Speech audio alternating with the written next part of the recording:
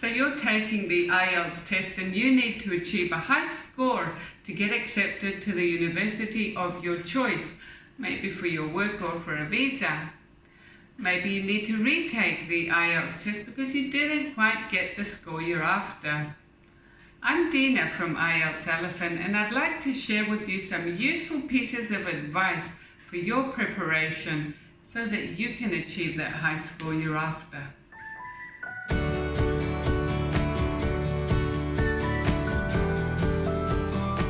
The first thing you should do, of course, is not to apply for the test before you're well prepared.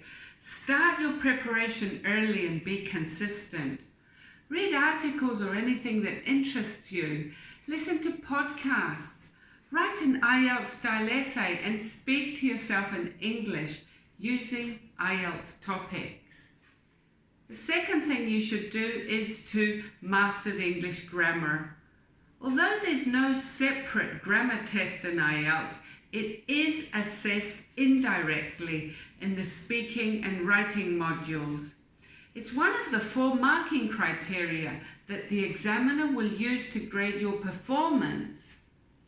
Use the many websites online or a grammar book to practice as often as possible. This will ensure a higher band score for speaking and writing. Number 3 is to take every opportunity you can to practice speaking. Think in English. As you're driving or before drifting off to sleep, talk to yourself about your hobbies, your interests, your everyday life, family, your job, dreams, and professional aspirations. These are very common topics in part 1 of the speaking test. The 4th thing you can do is to use English at every opportunity. You can find online speaking partners to chat to or speaking groups that you can join. Sometimes it's easier to talk to complete strangers online, as you're not so embarrassed if you make a mistake. Strengthen your speed reading skills. Find an article you're interested in and give yourself 1 minute to quickly skim over it for the main gist.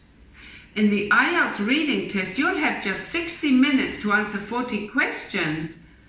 There are around 2,500 words, which means there's not much time for reading the whole text carefully. By practicing your speed reading skills on a daily basis, you will be able to tackle the real IELTS reading test more successfully. The 6th thing you can do is to listen to English daily. Watch movies and your favorite series in English without subtitles. Listen to the news, for example, the BBC World News, CNN, or any documentaries on a variety of subjects. TED Talks have topics from many different areas, so you'll be sure to find something to interest you. You may have trouble understanding everything at first, but you will improve significantly over a short time by doing this consistently. Number 7 is to take an IELTS course from a professional IELTS instructor. They will give you guidelines for how to answer all types of questions in IELTS listening, reading, writing, and speaking. They know what's required for each question type, and you can then take practice tests to practice the techniques you've learned. So for example, in my course, you'll find 6 hours of easy to follow lectures as well as live videos, which take you through the best techniques and tips that I've been using for the last 20 years to teach IELTS. I've been an examiner for a decade now, and I know exactly what you need to pass IELTS. The course also comes with lots of practice material to help you consolidate all the theory. So check it out if you're interested. You'll find the link in the description. So for the 8th tip, of course you should improve your vocabulary. You don't need to make a note of every unknown word you come across, but at least the most common ones.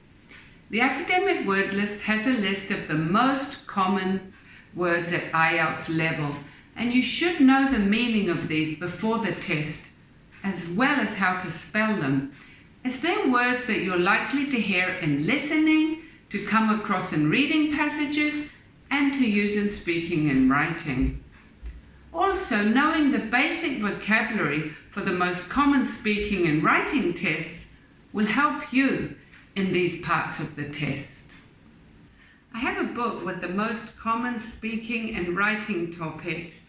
This book will help you for the essay question in writing task 2, as well as parts 2 and 3 of the IELTS speaking test, where you have to discuss a given topic at length.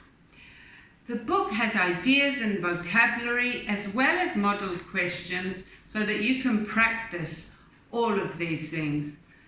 You can also find the link to the book in the description. So here's a checklist of what you need to do to start preparing for the IELTS test. First one is practice using all 4 of your English skills. That's listening, speaking, reading and writing. Second one, take every opportunity to communicate in English, orally and in writing. Enrich your vocabulary. Remember, this doesn't happen overnight. Aim to learn at least 10 words from different subject areas every day. Fourth one, read longer text specialised in different subject areas, for example, management, finance, culture, history, the sciences, and so on. Number 5, listen to the news and watch documentaries on various topics in English. Number 6, practice talking with other English speakers about yourself, your hobbies, interests, everyday life, family, jobs, dreams, and professional aspirations. Number 7, when you have a solid foundation of English language knowledge and skills, join an IELTS course or work with a professional IELTS tutor. And number 8, if you're not sure whether you're ready to start preparing for the IELTS exam, take a diagnostic test and get feedback from a professional instructor on your level and the next steps.